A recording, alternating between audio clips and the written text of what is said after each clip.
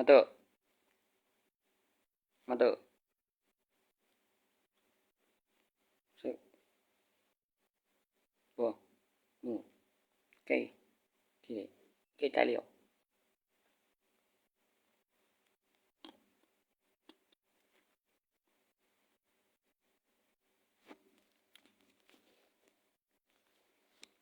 ตัวตัวอุปกรณ์เติมเป็นปีแต่ตัวที่ว่าการอำเภอนี้มีใบทะเบียนบ้านแล้วขั้นตอนระบัตรประชาชน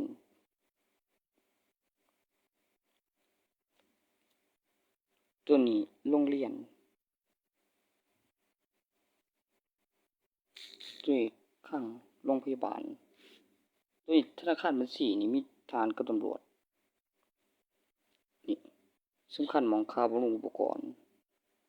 ค่าบำรุงรัฐบาลตัวหางทองนี่กำไรวัตถุตัวนี้กับตัวนี้เด้อกำไรวัตถุเลยคลังผลิตเงินตัวเงินเหรียญนี่คลังผลิตเงินที่มันว่าแบ่งซื้อเหรียญเก่านั่นแหมตัวเหรียญเก่า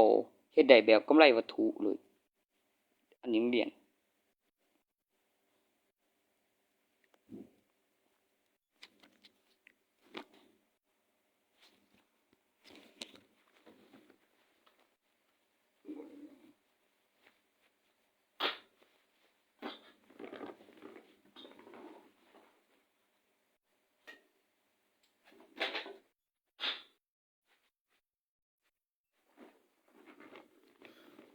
ร้านสมรสก็อยู่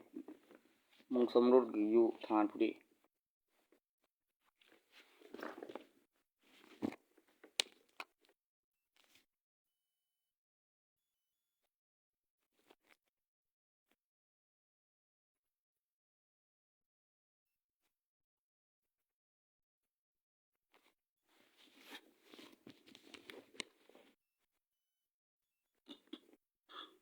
เสียบ่ได้เห็นผู้ชายกูเห็นนี่มาคันหนึ่งอยู่นะนี่เมื่อกี้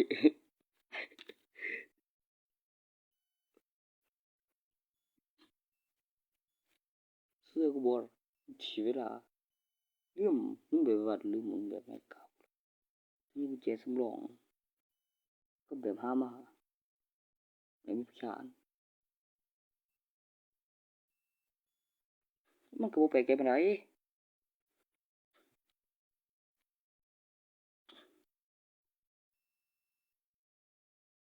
นั่นแล้วล่ะก็ตัวบอกไว้นั่นแหมคุยไปได้จั่งใดวะแต่กูจำได้อยู่เดะล่ะแล้วไปเอากุญแจมา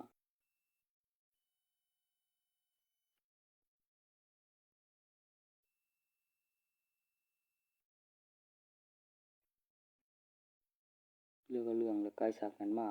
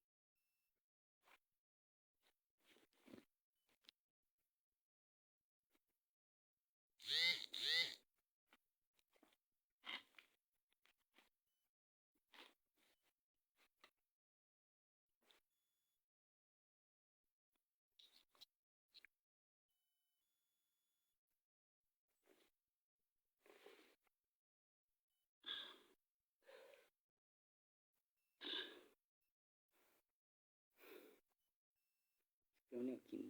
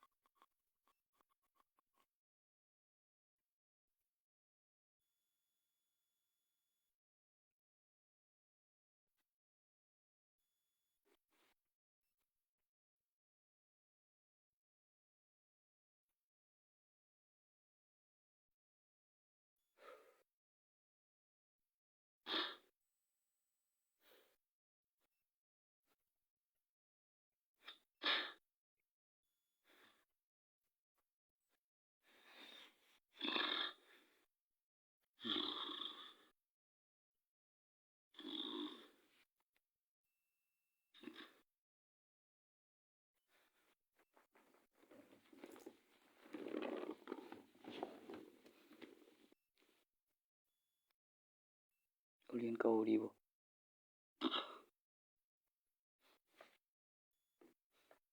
ตัวประสบการณ์ตัวหามาก็มีเบิ่งเต็มข้างเป็นเก่ากับตัวเขารับซื้อนี่ครับตัวเรียนเก่าจนได้เห็นซื่อๆก็ได้เพราะว่ามีถุงคือเขาประสบการณ์บินเอากำไรแล้วเอามาเองแล้วไปเที่ยวอีไอ้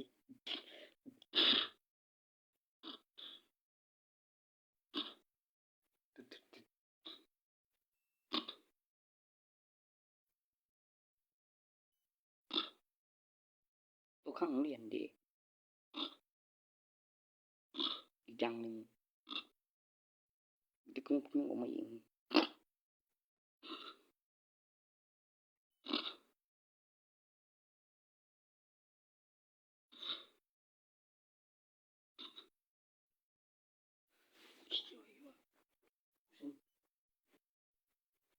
บ่ชิมหรอก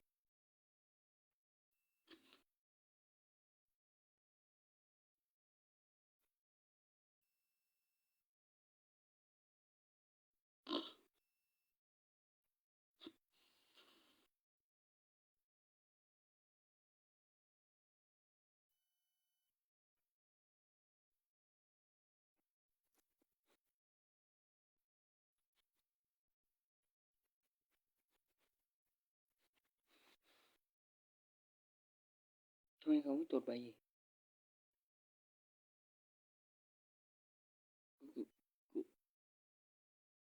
ก็อะไรล่ะ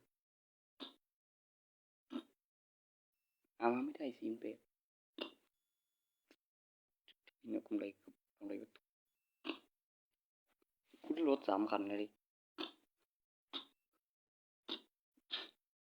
พ่อกูขี่เสยเลยเรื่องเครื่องบินรถถังอยู่กับตึกลนเชื่อก็ว่าแต่ของผีใช้ได้เดี๋ยวกูนั่งคราวหนึ่ง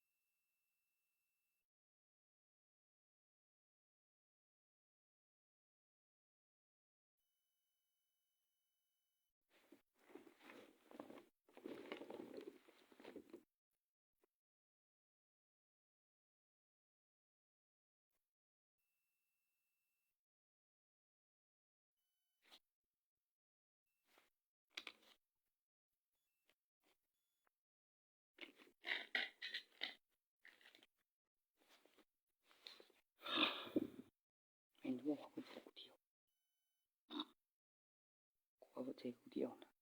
แต่ผู้ต่อถนนก็ไปเที่ยวคนเดียวกงจรก็ไปเช็คของ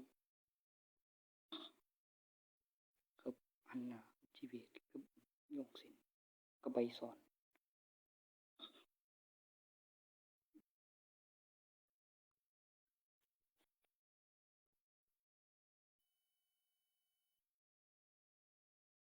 เห็นฉากหลังอยู่ตอนล็อกลีกแล้ววิดีโอกับยืนอยู่หม้องเก่าแต่ยังออกทางใหม่แต่ฉากหลังบ่แม่นฉากเก่า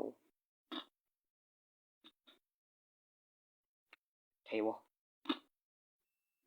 ถึงเว้าไปมันก็สิมีเก่ามันเฮ็ดให้มันซื่อๆนะล็อกลีกยืนหม้องเก่าเปลี่ยนฉากหลังออกทางใหม่สิอยู่หยังดีเด้เอาวิดีโอหรือพิสูจน์ตรงนี้จน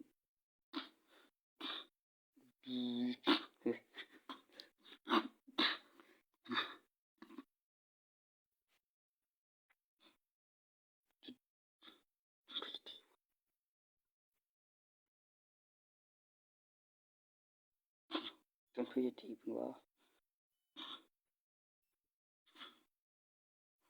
มีแต่เบิ่งก็บ่สังเกตฉากหลังแบบแม่นๆจะมักตัวใด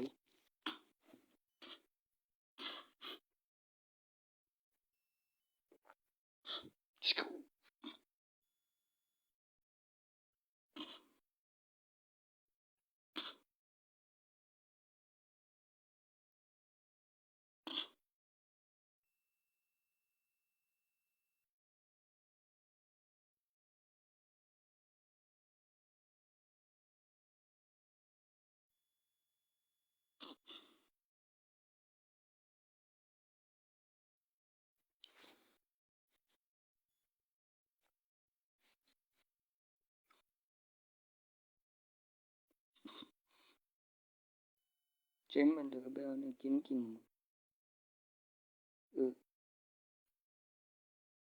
ินหยัง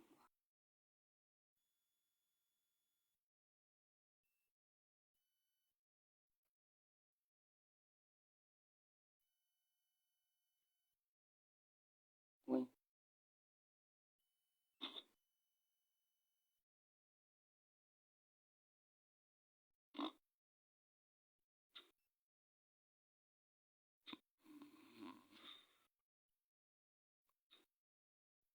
ไว้ในปากคนบ่แม่นทะเลเด้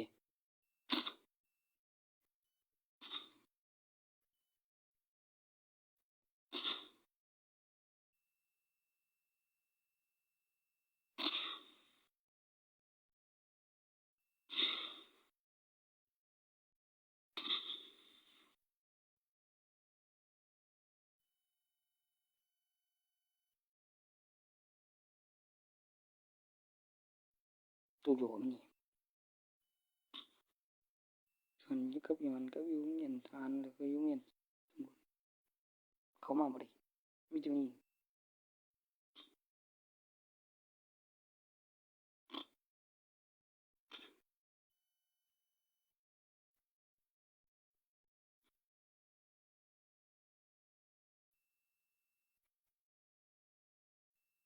บ่เป็นกระเทยเด้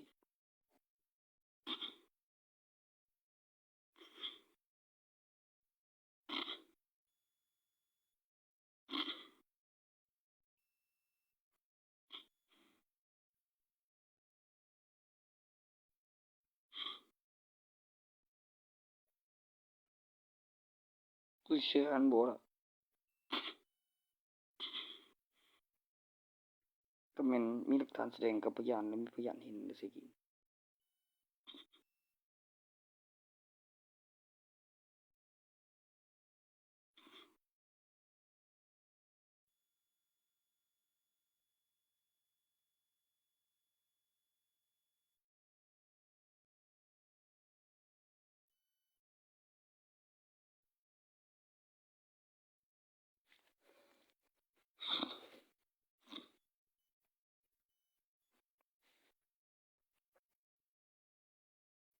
เข้าใจอยู่ตัวนั้น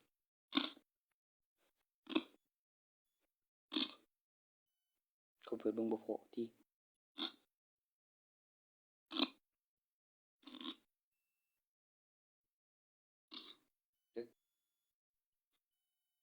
ดิสแมนบ่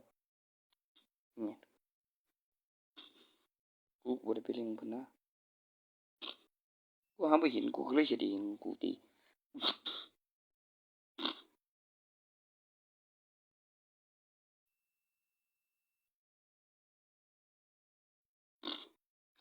สิจังซั่น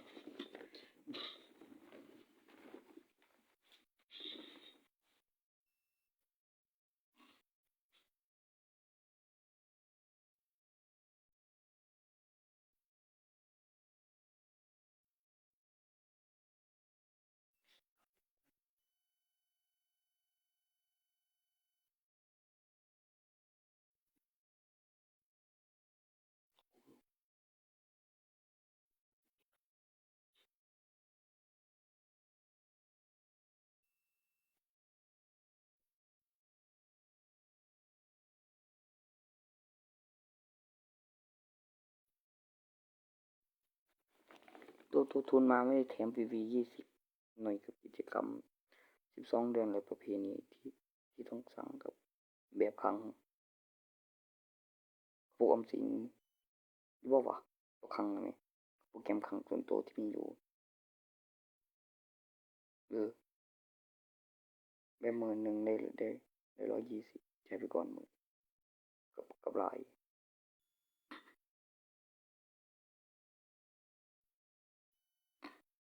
กับชิ้นละ301 บาทขายไปด้วยกับ10ชิ้น 2,000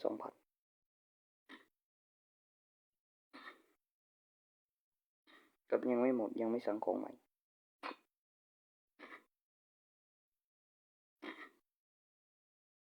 แล้วก็ขนาดแล้วแต่ธนาคารและต่างโรงเรียน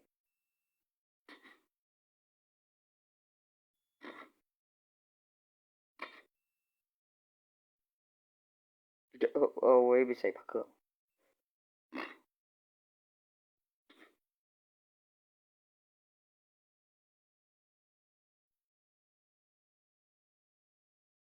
ธนาคารถามว่าเงินในคลังมันแปลกอยู่เดะถ้าว่าเงินในคลังส่วนตัวต่างกับคลังกลาง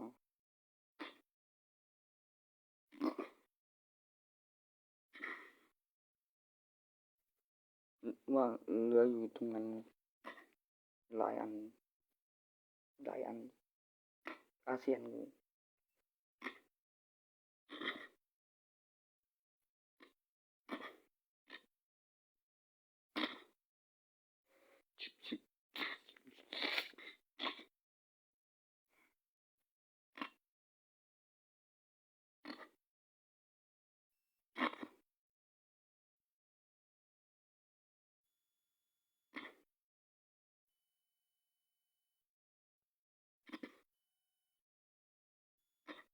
ยังพวกมันก็เป็นวัตถุหรืออุปกรณ์ที่เก็บทรัพย์สินสิ่งของมีค่ามีราคามีประโยชน์ต่อการสะสมธนาคารถามว่าเงินในคลังไม่ได้ดอก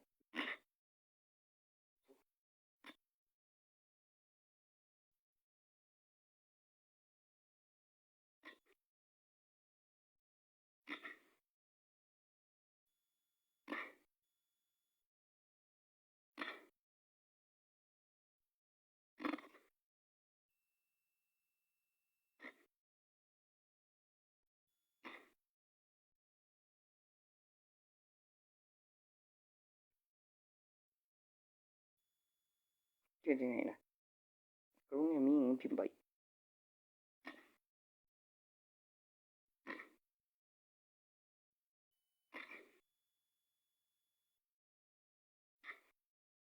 ไปตรวจอิหยังว่าอยู่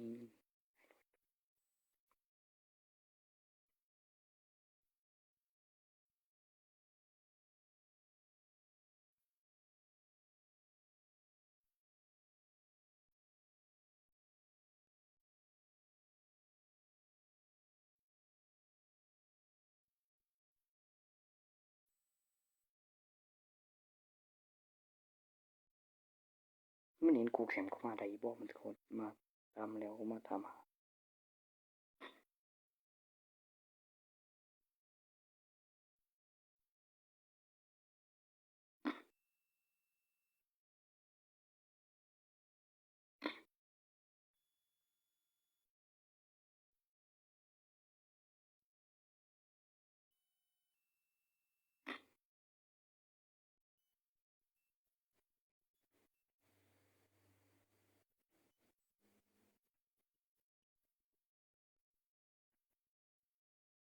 บ่ได้บอกพวกสู้ตีกันเด้อแล้วมันหยังไปตีกันเทิงเวทีบ่ล่ะระวังเดิมพันเขาตีกันอยู่ข้างล่างบ่ได้บอกเด้อครับไปสายตำรวจเด้อครับมีพยานแจ้งความไปก่อนเด้อกูคดีกันเกี่ยวหยังกับกูเลยตัวพวกมึงตีกันพวกหยอกกันซื่อๆทอนกินแห้งขึ้นตีกันอีก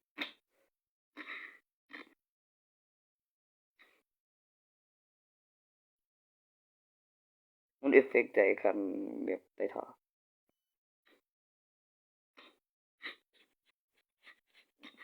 เกิดใหม่ว่าอยากตายอยากเกิดใหม่ก็มีหลักฐานมีพยานกูเลือกไอ้กลายเป็นยาซื้อกับนามสกุลเห็นบ่เพิ่นเรียก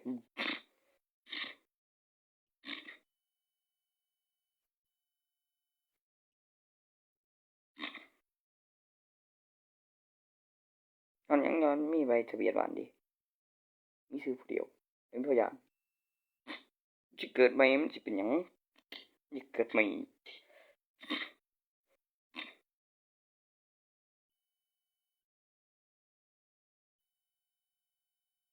ก็ตึงรู้ก็มีตัวตนก็มีเขาก็มีพยานก็จำได้ครับสร้างน้ำหนักส่วนสูง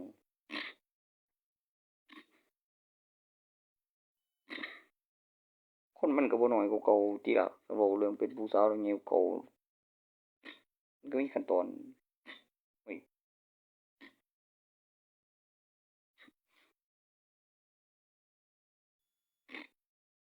กับเรื่องฮอดใส่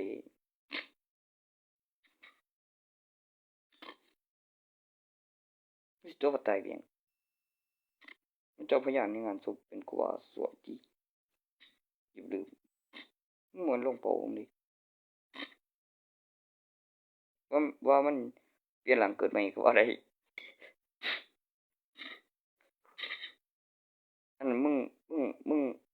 งคิดว่ามันหลอกคาบนี่บ่หลอกคาบแล้วเป็นหลังเกิดใหม่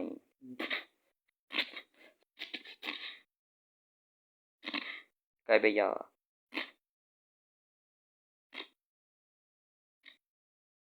เกิดก่อนกูวังเกิดก่อนกูวังปีวังเที่ยอีว่าที่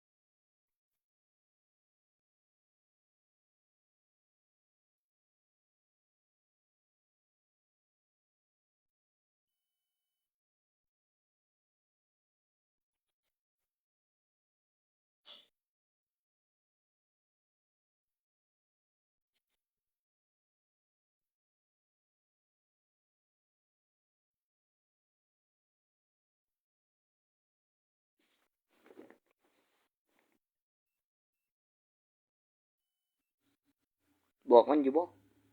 อันตัวนี้ถอดใช้2ดิ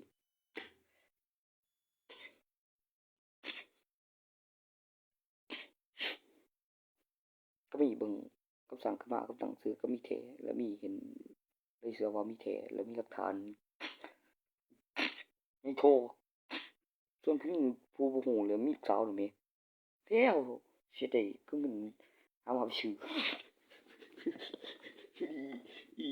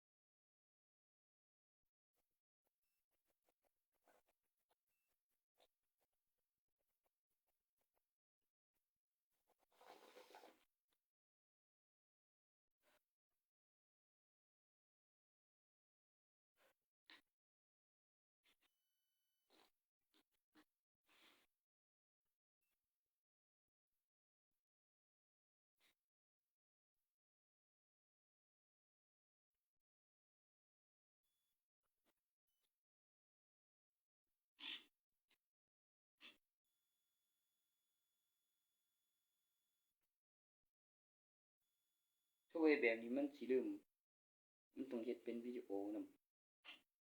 ำมีเบิ่งในคาราบาว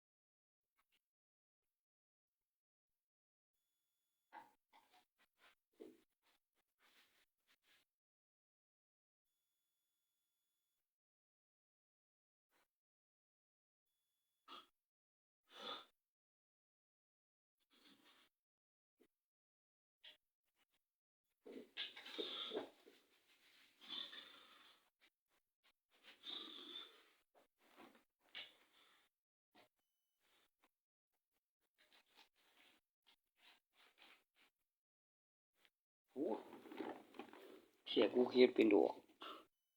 คนบ่ฮู้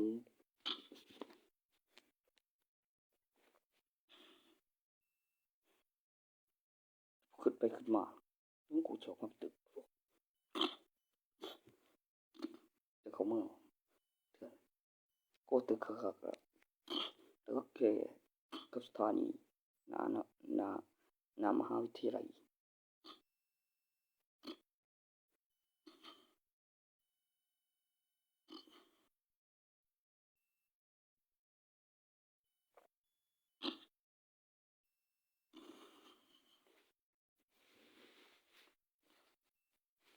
เป็นยังไงเลยไปดวนสำนวนบ่สู้คดีกับมีวงกลมกับตัดสินแล้ววงกลมตัดสินแล้วก็มีผลถ้าทางว่าเป็นยาเสพติด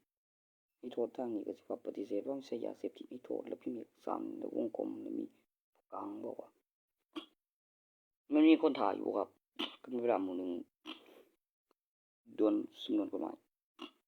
กับเอกสารการศึกษาก็บ่มีชื่อเจ้าหน้าที่ในใบทะเบียนบ้านก็มากกว่า31ปีเป็นประชาชนทั่วไปมันก็สิว่าระดับมาสเตอร์กับครูตำรวจบ่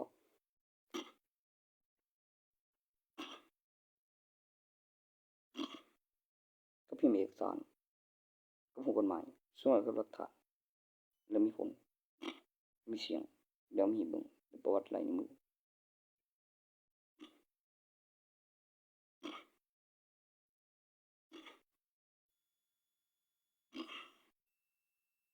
ก็คือมันก่อน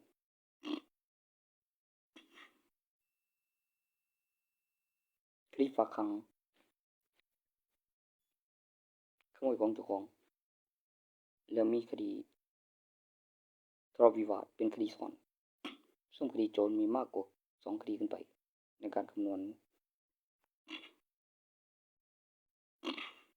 แล้วต้องการแจ้งตำรวจนำเลย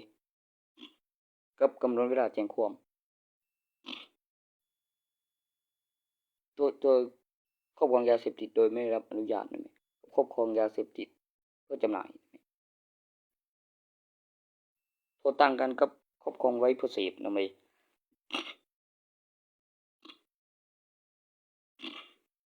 ท่านบำบัดจบมาแล้วบ่ท่าดอกตัวนี้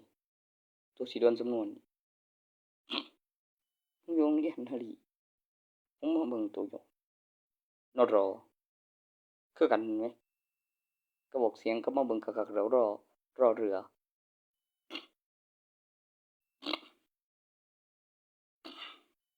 หูตึกอื่นหันมาตึกนี่เบิ่งจะข่มเลยเดี๋ยวครูว่าสวดแล้วก็เอาไปโพแล้วบอกเรื่องกุญแจอีกสิถามว่ามันเป็นไรทำอะไรจักอย่าง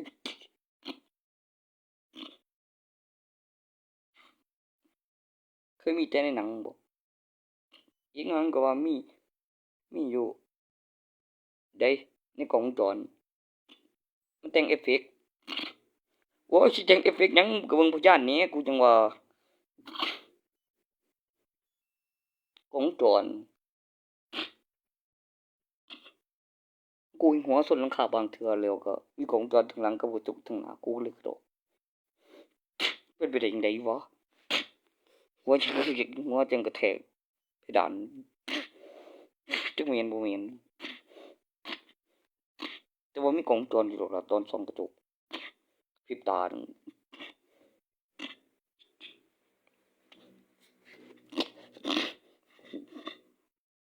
หัวสูงไปนัดวะ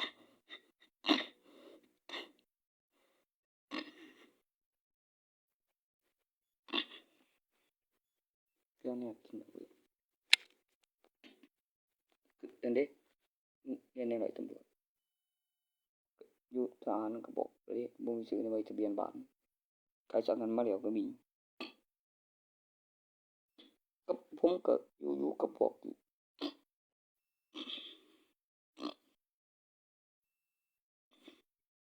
จะเฮ็ดก็ได้หาแนวใหม่มาเฮ็ดไปนำ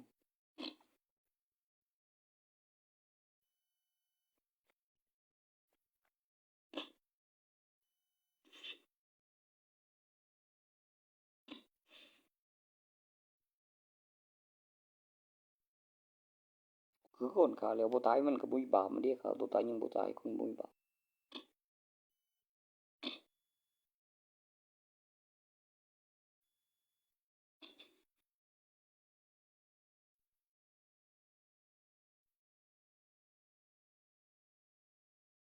แท้มีบาปบ่นั่นบ่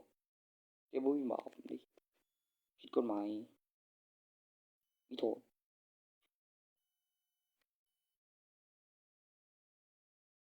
บาปมันเกิดขึ้นจากอิหยังบาปมันเกิดขึ้นจากมันกำหนดเวลาแล้วตัวเขา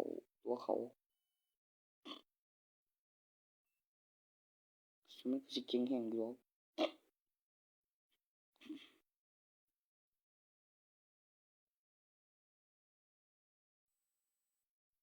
แต่ผู้ตัวบ่ได้ก็มีเด้รายได้เท่าใดกำหนดผู้หนึ่งคนหนึ่งกับได้บ่เกินกับทุนและกำไรเจ้าของรายได้ประจำกับบินกำลังขึ้นก่อนจักมื้อกับผล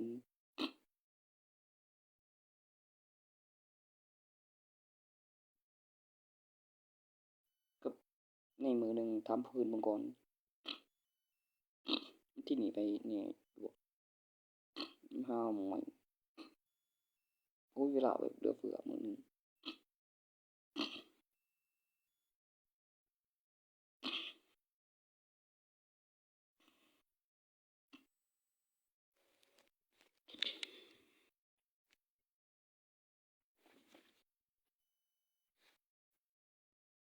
ปริญญาตรีเงินเดือนขั้นต่ำ 20,000 ค่าบำรุงรัฐบาลหลายกว่าครึ่งบ่วะกับเงินเดือนอี12,000 คำรัฐบาลคนละ 3,000 ต่อเดือน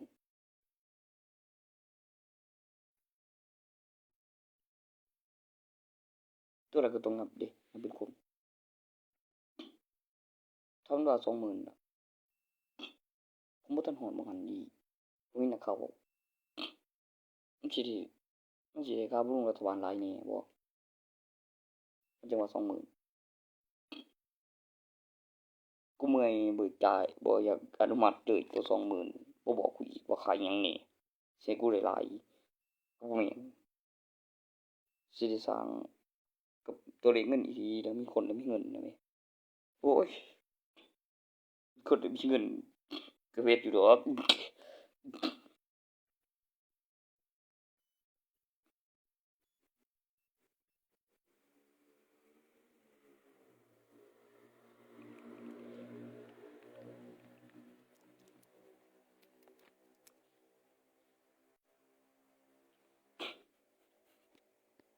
เอามา 20,000 เลย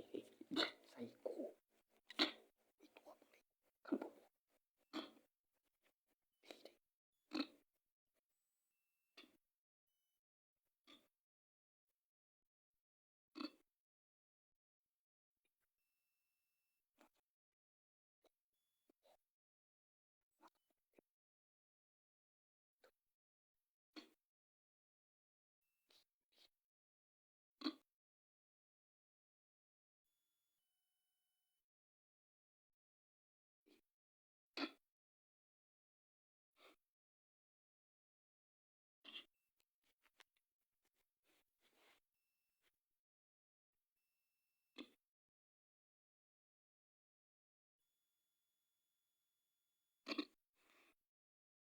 ก็บ่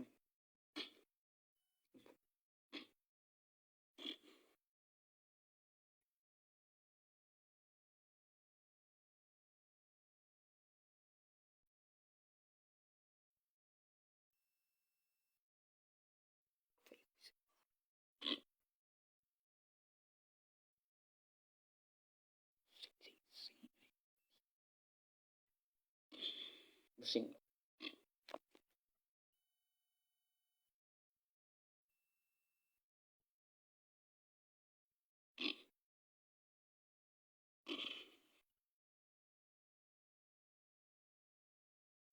ที่นี่เขาหรือบริที่นี่เขา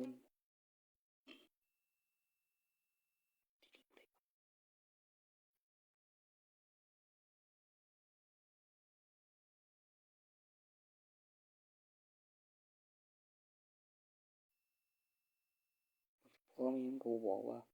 พวกกับเมียมีพยานเห็นเบิ่งสิบ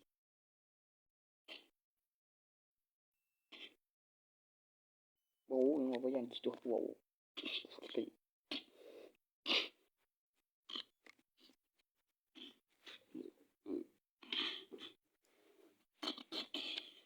ตัวซอยมันได้บ่เนี่ยตัวซอยไปพยานคิดตัว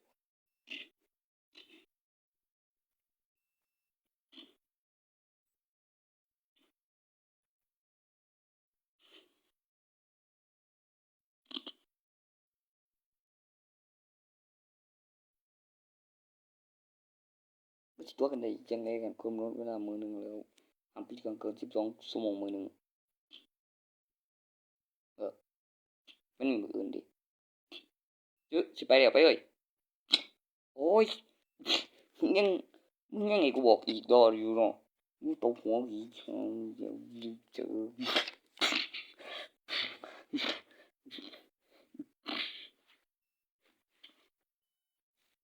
ยังยังบ่ทันได้ว่าหยังก่อนสิเจอ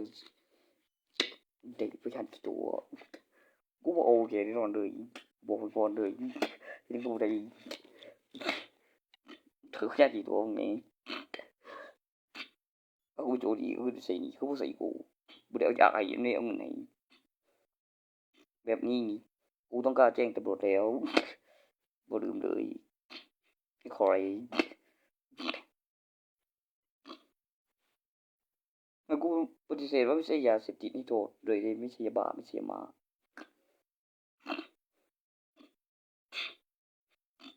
กูไม่ใช่มันหยัง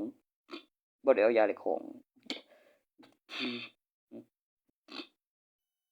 ตอนเอาไปน่ะบ่ได้ทวงหนี้แทนไผเด้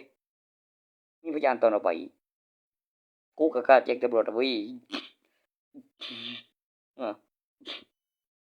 บ่ได้ทวงหนี้แทนไผเด้ตอนมันเซ็นไปมีพยาน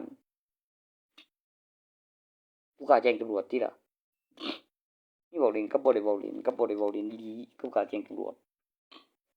บ่ได้ทวงหนี้แทนไผ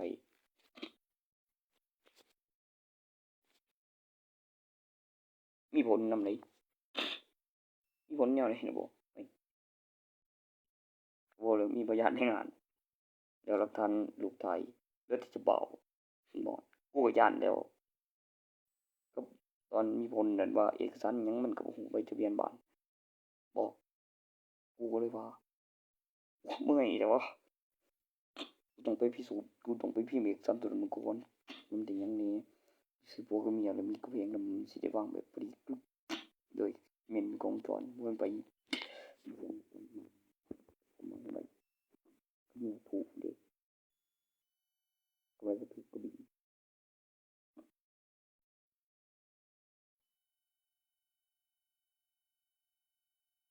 เดี๋ยวเดี๋ยวไปมันไม่ถูกมีเบิ่งบ่มีประการที่ทำการพัฒนา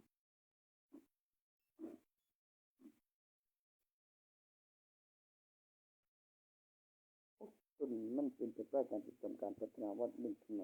มันโกงได้จังไดล่ะก็มีคือ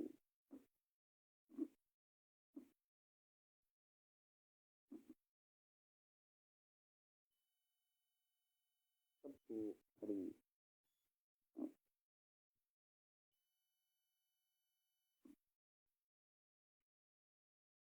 ทำเรื่องไปเรื่องราวออกมาให้ทีหนึ่งมาปฏิบัติการใช้ต่อเวลาเป็นเรื่องเจ็บเลยลืมไปบอก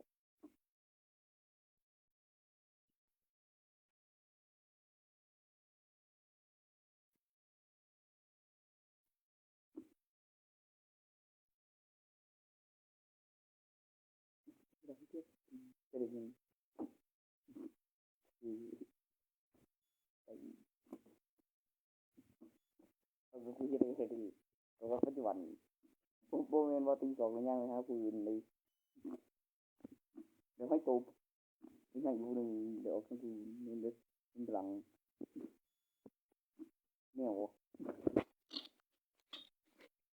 กับประโยชน์อีหยังกูจังใส่ทุนเรื่องแม่เรื่องว้ายจะดีอ่ะ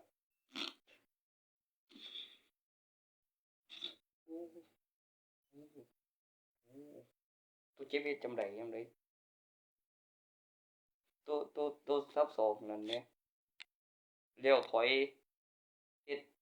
แล้วลงล่างแล้วเฮ็ดให้ลืมนำใด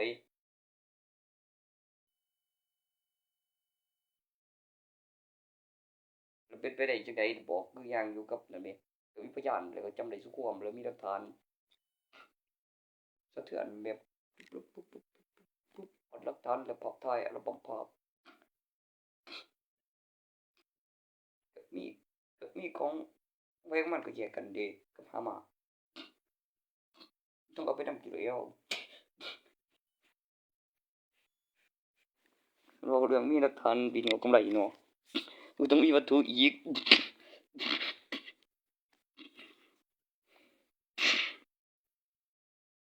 ตัวเอกสารสำคัญนั่นแหล้วซื้อมันเสียมันสิเป็นไปได้อยู่บ่คันแม่นมันมีแล้ว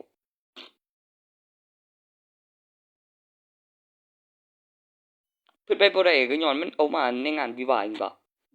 มันมีพยานมีหลักฐานตัวแสดงกับพยานแล้วจั่งใดใบทะเบียนบ้านมันสิผัวกับเมียบอกไว้แบบอธิบาย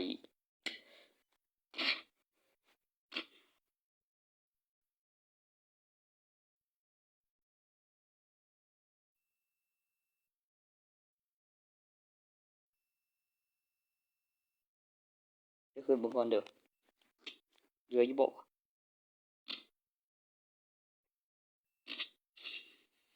คือได้รับสายอยู่ซั่นน่ะ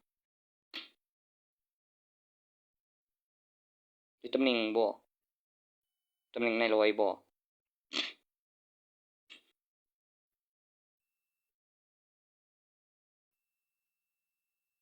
ได้ตำแหน่งนายร้อยอยู่บ่ครับโดนสำนวนสู้คดีกำหนดเวลามื้อหนึ่งท่านปฏิเสธข้อกล่าวหาของเจ้าหน้าที่แล้วสู้คดีนี่เด้แล้วมีศาลตัดสินตัวใดบ่เคยไปศาลบ่เคยไปศาลก็บ่ฮู้อี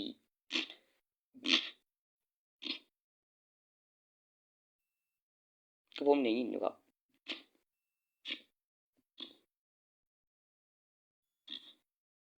เก็บวิดีโอก่อน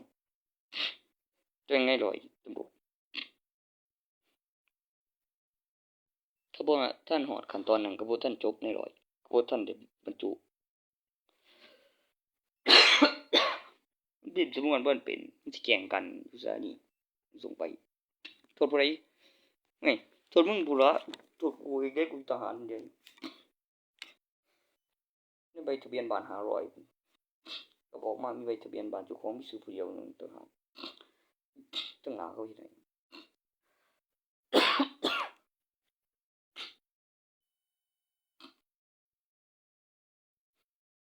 ก็เก็บวิดีโอจั่งซี้แหล้วมันจังสิบ่ลืม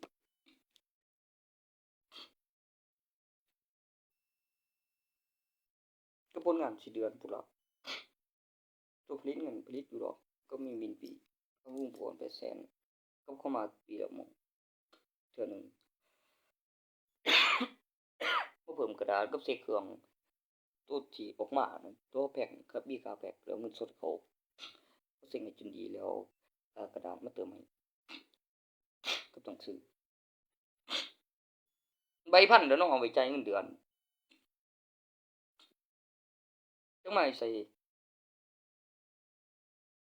ก็บ่ฮู้แต่กูนี่บ่เห็นนำแท้ตัวของออกมาเองแล้วค่าแพ็ก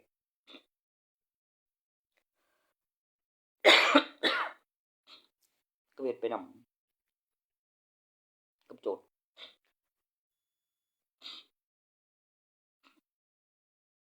มีถึงกำไรก็หาซื้อดีสนุก